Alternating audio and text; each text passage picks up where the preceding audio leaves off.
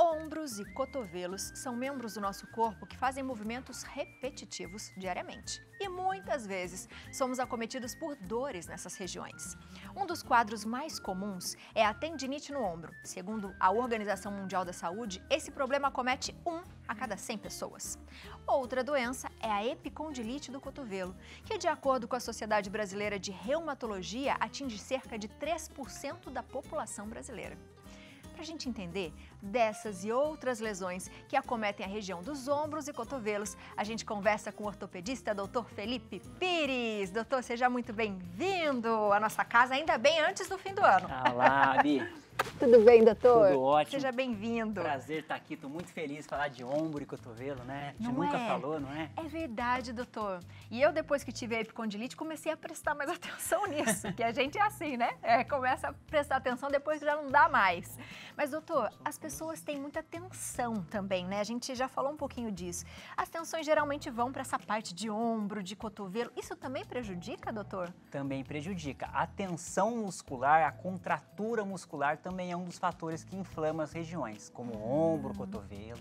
Boa. Doutor, quando a gente fala de ombro e cotovelo, a gente está falando do quê? De que tipos de dores que a gente pode ter? Então vamos pegar o nosso ombrinho aqui para mostrar. Primeiro, Abi, primeira informação muito interessante. O ombro é a articulação do nosso corpo que mais tem movimento. Tá. Então, por exemplo, vou mostrar para o pessoal que está em casa. O ombro levanta, o ombro faz para o lado, para dentro, para fora. Então, ela é a articulação que mais faz movimento do corpo todo. O cotovelo já é um pouquinho diferente. O cotovelo a gente dobra aqui e a gente faz o movimento pronossupinação, que é esse para dentro e para fora. Então, o ombro, ele tem muito músculo e tendão lá. E, consequentemente, esses músculos e tendões, quando é sobrecarregado, pode o quê? Inflamar. Dando as famosas tendinites e bursites, que não acontece só no ombro, acontece no corpo todo, mas no ombro é uma das principais. E qual que é a diferença de uma para outra, doutor? Ótimo. Então, o que eu expliquei uma vez que eu vim aqui com vocês, sabe? O músculo é a carne. Quando ela vai afinando e vai inserindo no osso, ela vai diminuindo de tamanho e vai formando o tendão. Esse é o tendão. Junto com o tendão, acima dele é uma outra estrutura que protege ele, que é a bursa, que é como se fosse um escudo, uma bolsinha. Essa bursa, quando inflama, chama bursite. Esse tendão, quando inflama, chama tendinite. Porém, na prática, é muito difícil de você diferenciar o que é tendinite do que é bursite, porque os sintomas são muito semelhantes. Quais são, doutor? Quais são? Dor, então a pessoa tem dor, principalmente para fazer o movimento. Limitação funcional, ou seja, quero fazer o movimento e não consigo.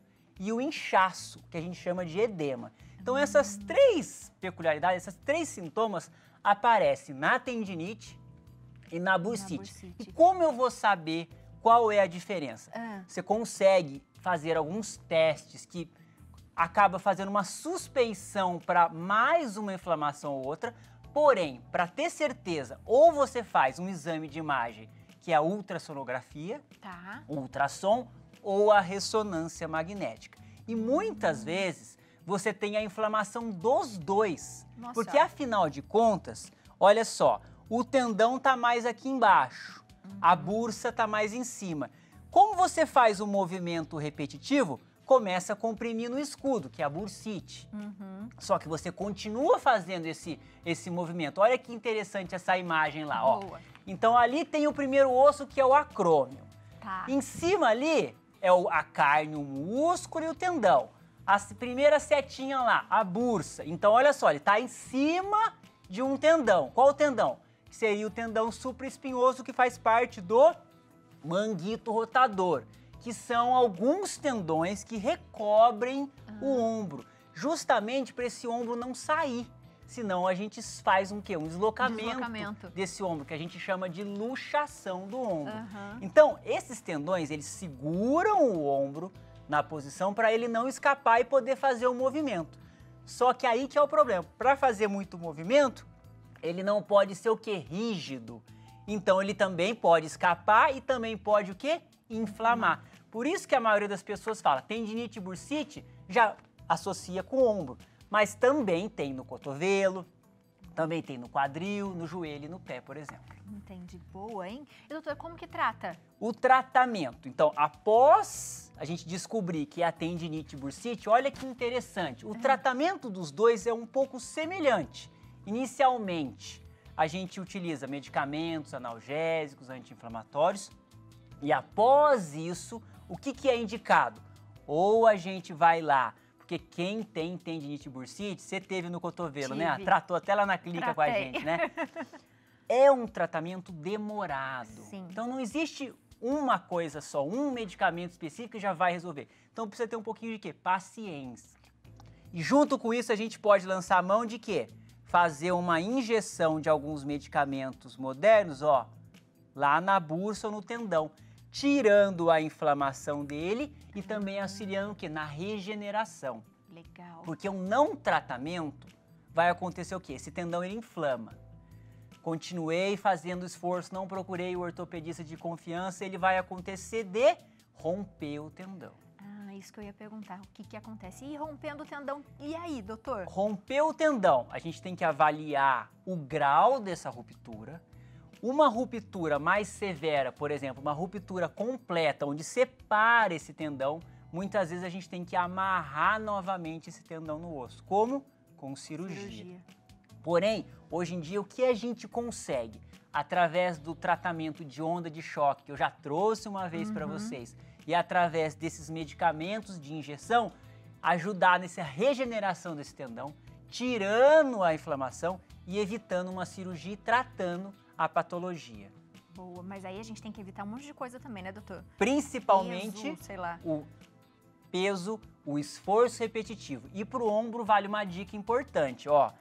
Elevar o braço até o 90 graus. Levantou mais que isso, o braço passou da altura do ombro, já começa a sobrecarregar o ombro. E olha que interessante, muita gente acha que está com dor no ombro. Mas esse ombro, quando você tem uma dor que desce até a mão, já não é ombro, é aonde? É pescoço. Aí a gente tem que procurar aqui. Então a dor do ombro, ela vai geralmente até o cotovelo e ela pode subir para a região do pescoço. Mas se essa dor desce e vai até a mão, pensar em alguma patologia do pescoço. Que a gente precisa falar dele também, viu, doutor? Antes de falar do cotovelo, Léo tem pergunta. Tenho uma perguntinha, doutor. Parece que o programa foi feito para mim, para a Abby, né? A Abby tem no cotovelo e eu no ombro. Doutor, quando eu tinha lá meus 18, 19 anos de idade, eu desloquei o ombro, né? Puxei o ombro aqui e eu não tratei direito. Eu tive que passar por cirurgia, coloquei âncora, tive que amarrar todo o tendão novamente. Mas assim, pelo que eu tô me lembrando agora, eu não sei exatamente que tipo de esforço eu fazia, que tipo de desgaste ocorreu para que esse ombro se deslocasse.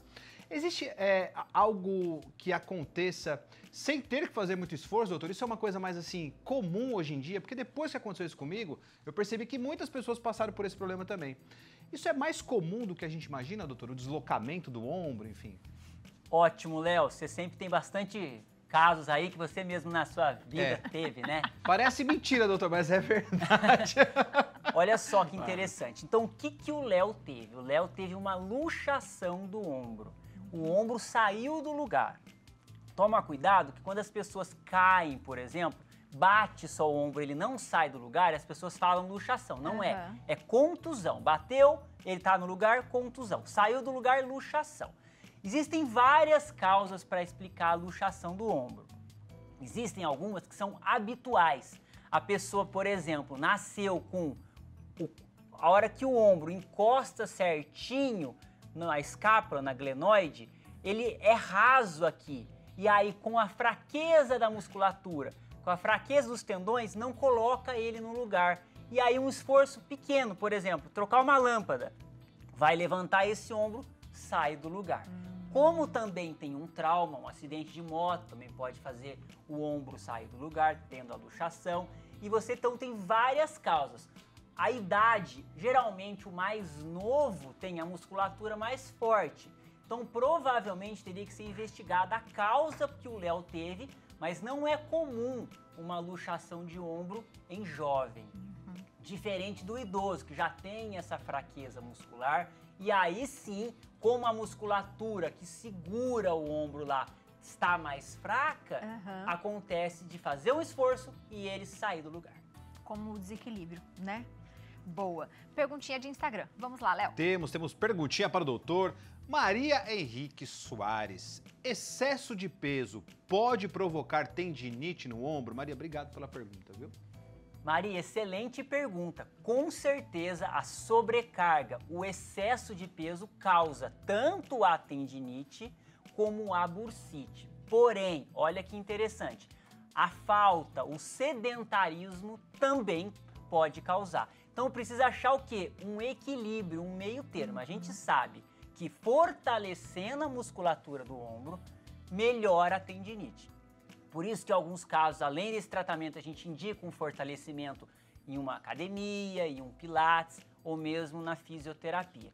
Então a gente tem que tomar muito cuidado. Estou com tendinite do ombro, não vou fazer mais nada. A gente sabe que vai piorar, por exemplo. Boa, boa, gente. E ali também tem uma de cotovelo, né? A gente vai entrar a falar um pouquinho do cotovelo. Eu acho que coloca pra gente aqui, Vi. Léo, qual que é? Aqui é a Renata lá em cima, né? Meu cotovelo estrala. Eu acho que é isso que ela quer falar, isso? Acho que é isso que ela quer falar. Estala muito. O que pode ser? Boa. Renata. Doutor, isso tem a ver com dores no cotovelo? Pode gerar inflamações? Isso. Então, o cotovelo, ele tem menos movimento que o ombro. Basicamente, a gente sabe que o movimento para dentro e para fora e para baixo e para frente. Esses movimentos causam principalmente as tendinites. Ele estalar muitas vezes é o quê? É quando um osso está raspando no outro osso. Só que pode ser o tendão também raspando. Então assim, tem uma gama de patologias que podem acometer. Olha que interessante, quando todo mundo acha que já aconteceu, você está andando e bateu o cotovelo, sente um choquinho. Então isso daí não é a tendinite, é a compressão do nervo que tem no cotovelo. Então tem muita patologia.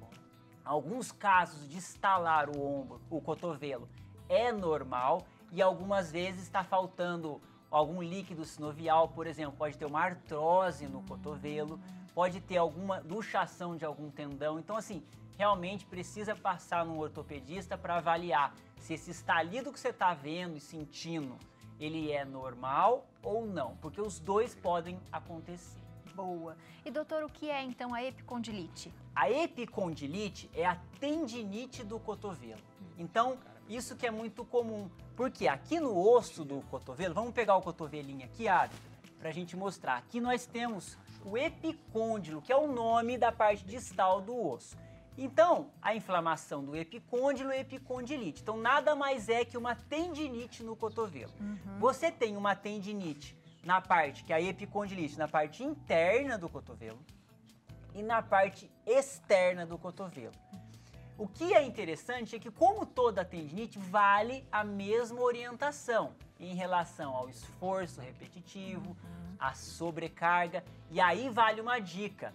Esse movimento de torcer, quem aperta muito o parafuso, quem faz esse movimento, que é o cotovelo que a gente está usando, aumenta a sobrecarga na região e favorece a epicondilite. Lembrando que tanto para o ombro como o cotovelo, a gente já pensa, ombro e cotovelo, ombro, tendinite e bursite, cotovelo, epicondilite, mas tem muito mais doenças associadas a essas duas articulações, por exemplo. E por isso que eles falam que é a doença do tenista, né? Doença do doutor, tenista. Porque ele fica o tempo todo torcendo, com essa torção. A doença do tenista, na verdade, é esse movimento que eles fazem.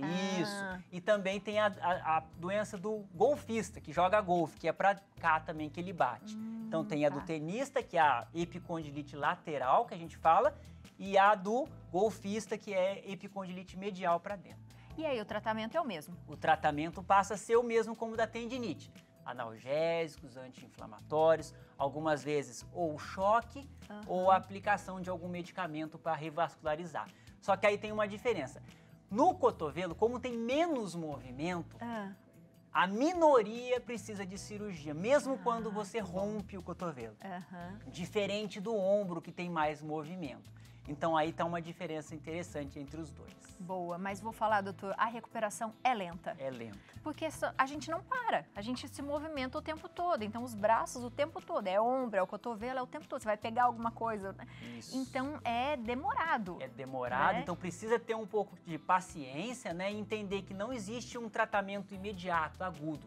E essas inflamações, o que é ruim dela é que na hora de um dia que você tá mais trabalhando, você sente menos. Chegou em casa que vai relaxar à noite, esfria o corpo, é a hora que aparecem essas dores. Boa. Mas sentiu as dores, é melhor sempre procurar um médico, né, doutor? Com Para não certeza. piorar essas inflamações. Com certeza, e nunca se automedicar também, realmente procurar ver o grau que tá para indicar o melhor tratamento para os pacientes.